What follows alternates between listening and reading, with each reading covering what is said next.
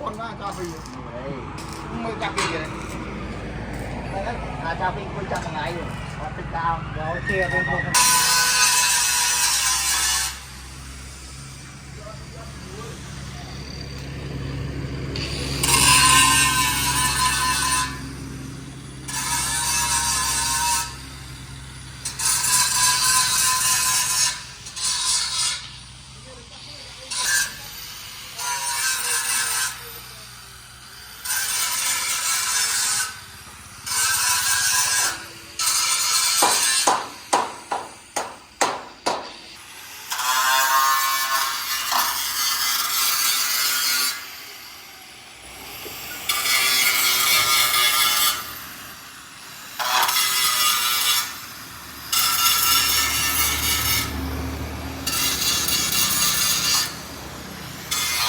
đây đâu đã thông bây giờ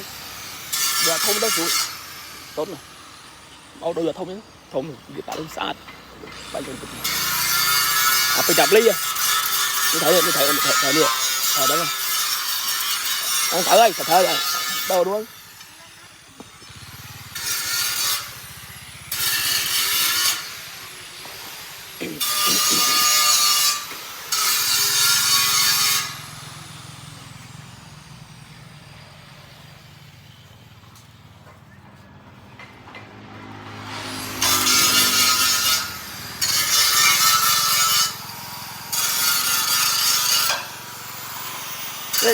đây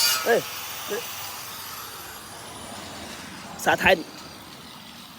nhập sang hơi chua đi phải chỉ lời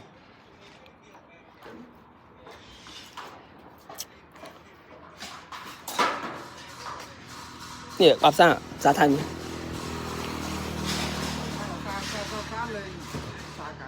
đây bì à kêu ơi cái gì vậy bì